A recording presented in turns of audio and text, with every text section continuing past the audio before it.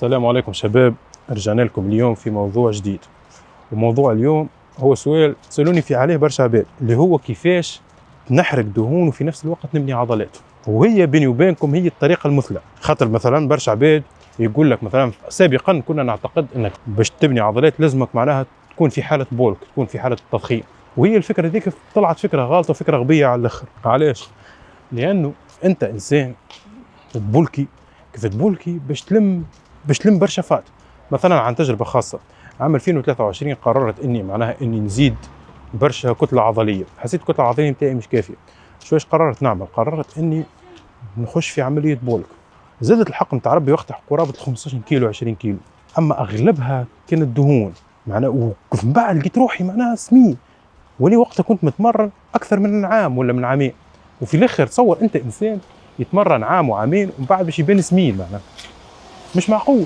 الهدف من انك تتمرن انك تبان قوي وتحافظ على صحتك وتكون انت انسان بالرسمي، انسان قوي جسديا وقوي ذهنيا. معناها فوائد التمرن وكل يتيحوا في المية.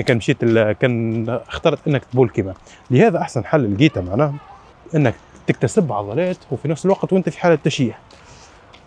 معناها على الميزان ماكش شكل باش تكتسب كتلة عضلية. مثلا نفترض ان ميزانك 80، الاسبوع القادم مثلا كيف تجي توزن تلقى روحك نفس 80 ولا تلقى روحك 79. اما لو انت في كل حالة بولك باش تبدا يعجبك الميزان تلقى روحك 81 82 83 84 90 100 تفرح تقول اوه انا قاعد نزيد في كتلة عضلية. اما انت في الحقيقة لا، ماكش قاعد تزيد في كتلة عضلية، قاعد تزيد في كتلة شحمية، قاعد تولي اسمن وتكون انت انسان دهني اكثر. وهذيك اكبر غلطة يقع فيها برشا عباد، ومعناها وهي كانت من اغلاطي انا معناها. وانا اليوم عملت لكم فيديو هذا باش انت ما تغلطش في الغلطه اللي غلطتها. والطريقه المثلى هي انك تكون في عجز حراري. العجز تختاره انت اي عجز، وتتمرن في نفس الوقت وتنسى شوي الميزان، ما تركزش معاه برشا. هذيك في الحاله هذيك تخليك تركز مع المرايه، تقول اني قاعد جسمي قاعد يتحسن ولا لا. لانك انت في هدفك للتشييح وفي طريقك للتشييح لازمك تحصل منافع. انك اول حاجه كتفك يبدا عريض، وسطك يبدا صغير، باش يبان الشكل انك انت انسان تتمرن، ما تكونش معناها انسان سمين. لانك عندك في البولكي حتى كانت زدت عضلات معناها في كتفك وفي صدرك وفي ذراعك باش تزيد كميه رهيبه من الدهون في وسطك، خاصه اذا كنت راجل.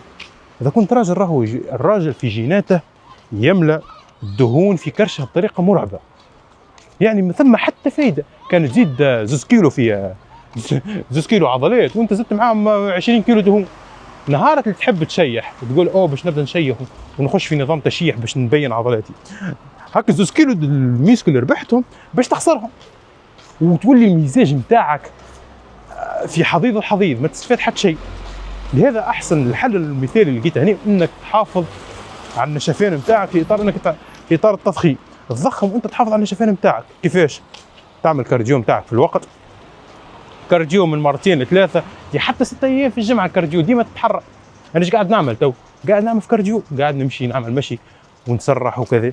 لهذا الغايه من الحاله هذه ان الانسان لازم يتقدم وما يكونش معناها ياخذهاش عذر. معناها يقول اوه اني لازمتني نعبي ميسكل دونك لازمتني نشحن. ليه؟ هذيك اكبر غلطه. الحل المثالي هو انك تحافظ على النشفان نتاعك. كيف؟ والله العظيم اذا كنت هي مجرد محافظتك على النشفان نتاعك يخليك تكتسب عضلات. كيفاش؟ لانك انت تمارس في الكارديو نتاعك كل يوم نصف ساعه الى ساعه، وتمارس في التمرين، لانك هذوما الاثنين فقط يحافظوا لك على كميه العضلات. لانك انت في غايتك في طلب انك توصل تنشف لازم تتحرك اكثر وتكون في عجز حراري. تحركك اكثر بحد ذاته يزيدك عضلات. يعني عصفورين بحجر واحد، معناها تزيد عضلات وتتخلص من الدهون وتتحسن صحتك وتتلفل. عباره تتلفل، كنت في وضعيه تتلفل عليها تولي في وضعيه اخرى احسن. اما البولك انا ضده، انا انسان عدو البولك. حتى تو وقت خرجت من البطوله المره فاتت زدت 10 كيلو، مش خاطرني باش نبولكي باه ولا حاجه، زدت 10 كيلو في اطار معناها لاني معناها بقيت جيت 3 ولا 4 شهور في رجيم قاسي. والرجيم القاسي ما ننصحش به. لماذا؟ لانك انت كانسان تدخل في رجيم قاسي باش يصير فيه كما اللي صار فيا وكما يصير في اي بشر بنسبه 100% باش تفسد. بعد الرجيم القاسي والله ما تفسد، لما تفسد وترجع تسمن، يعني ياك ال 10 كيلو اللي خسرتهم عادي ترجع 20 كيلو، بس تفد شيء خسرت كان وقتك. هذا ما ننصحكش بالشيء هذا، وننصحك كان بحاجه واحده، انك كيف تبولكي تحب تزيد عضلات تزيدهم وانت ناشف، ما تطلعش نسبه دهونك، خليك نسبه دهون 10 12 10 12 نسبه مثاليه. اليوم في الاول اوصل لها، حاول انك توصل لها، وفي نطاق انك وصلت لها ال 10 12 بحول الله بعد ما توصل لها باش تحافظ عليها، حاول انك تحافظ عليها. ورد بالك تغلط الغلطه انك ترجع الميزان، وانك تحب الماكله، وانك تقول لي اوه هذا عذر باش تزيد بالماكله. لا، اكبر غلطه ذيك، اكبر غلطه. نشفانك ثم نشفانك ثم نشفانك، خليك ناشف، صحه اكثر، حتى طاقتك تكون معتدله اكثر. والشرط الوحيد ننتقلوا من هنا للشرط انك كيفاش توصل له وكيفاش تحافظ على النشفان. الشرط هنا انك لازمك تكون مسطره في الماكله. كيفاش؟ يعني اساطير الشيت ميل واساطير معناها كل اسبوع لازمك تعمل شيت ميل، هذيك خليها بعيده. خليك مسطره. كيفاش؟ مثلا نعطيك انا مثال. تو انت مثلا نفترض انك توزن 80 كيلو، نفترض انك توزن 90 كيلو، نبداها من الاول 90 كيلو وتحب معناها توصل 80 كيلو تحافظ عليها. عملت ريجيم نقولوا مثلا نتاع 60 يوم، 60 يوم بحول الله يوصلوك 80 كيلو، والتزمت بالريجيم هذاك. الريجيم هذاك كيفاش؟ عملت ريجيم مثلا وتتمرن وتعمل مع كارديو لمده 60 يوم متواصلين، وبعد وصلت للهدف نتاعك.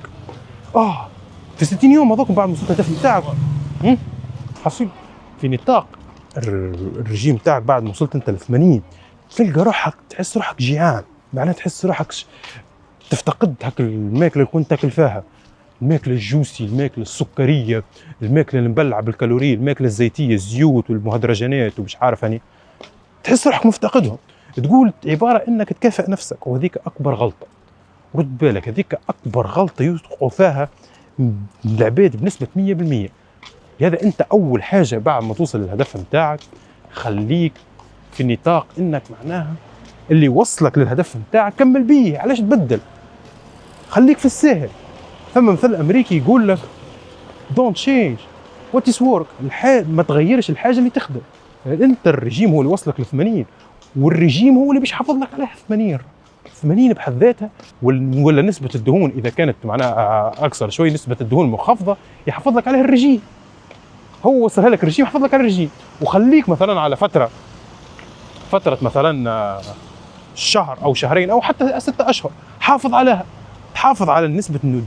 تو بشوي جسمك يتقبل الميتابوليزم الجديده، ويتقبل معناها ظروفك جديده، ويتقبل ان هذاك هو وزنك الحقيقي، وزنك جديد.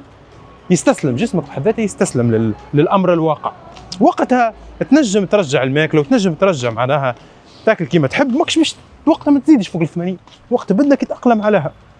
اما انك عملت ريجيم هيك وكذا وتبدا تستنى اول ما توصل 80 تعمل ريفيرس دايت وترجع ديريكت، لا، هذيك اكبر غلطه.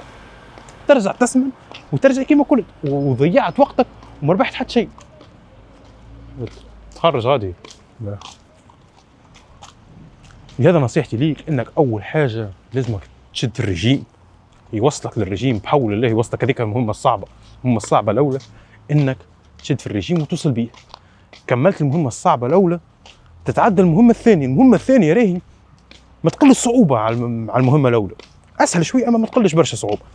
تحافظ عليها، خليك اكثر، ما تبخلش. برشا عباد مثلا بعد ما يفوتوا 30 عام يقول لك شميني وليت سمنت خاطرني كبرت في العمر بعد 30 وبعد 40. ليه؟ انت ما سمنتش خاطرك كبرت، انت سمنت خاطرك وقت كنت صغير كنت تتحرك اكثر. راهي الميتابوليزم راهي تفرق يمكن 1% ما بين انسان عمره 60 وما بين انسان عمره 20، تفرق 1% الميتابوليزم. تبدا انت تخليه عذر. هذاك العذر الوحيد، انك تكبر في العمر تنقص الحركه نتاعك، تبدا قاعد على الكرسي تتفرج على التلفزيون. ما كنت وقت كنت صغير ما تتفرجش على التلفزيون، ما ديما تخرج وتتحرك كيما نعمل في نيتو. ايش نعمل نيتو؟ قاعد نعمل في كارديو.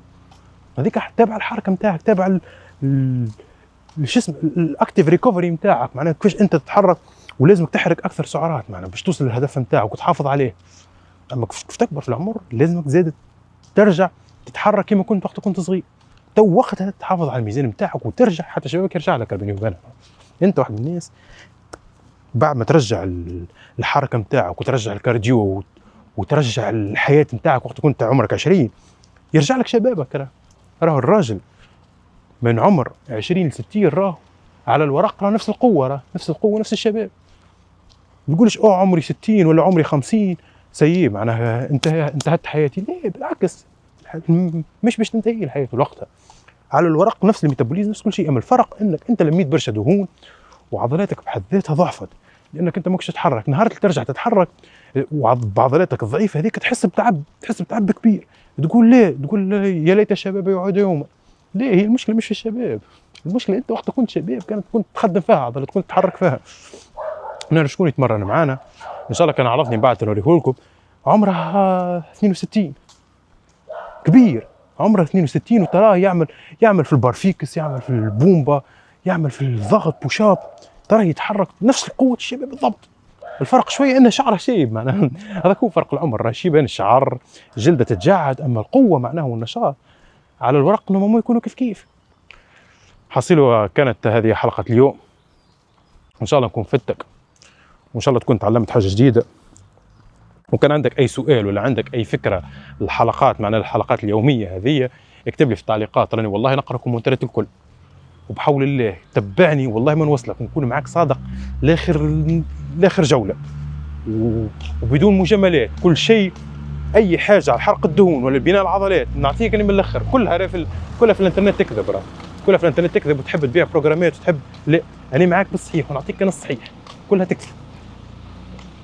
نشفت 3 مرات في حياتي، نشفت 20 كيلو و40 كيلو ونشفت كل شيء، ونشفت العملاء واللي ترينوا معايا وندرب فيهم في الدنيا واللي ندرب فيهم في الجسم على الانترنت، ونشفتهم بطريقه واقعيه وكنت معاهم صريح وكنت معاهم واقعي معناه، وكلها تكذب.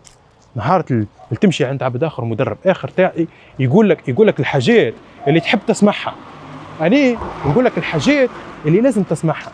عرفت الفرق بيني وبينهم ولا لا؟ الحاجات اللي لازم تسمعها والحاجات اللي تطور بيك حتى كانت قاسيه مهما كانت من درجه القسوه. الانسان اللي ما يستحملش القسوه ما يستحقش انه يكون يعيش حياه افضل. تطور حياتك يرتبط بكميه القسوه اللي تنجم تتقبلها. نكون كملنا الفيديو ان شاء الله، وما تنساش تعمل جيم ولايك وشير كان عجبك، ويا اخوي ابعث لصاحبك كان ينجم، كانك انت معناه ينجم يفيدها على صاحبك، تربح في اجر اقسم بالله. الدال على الخير كفاعلها. والسلام عليكم ورحمه الله وبركاته.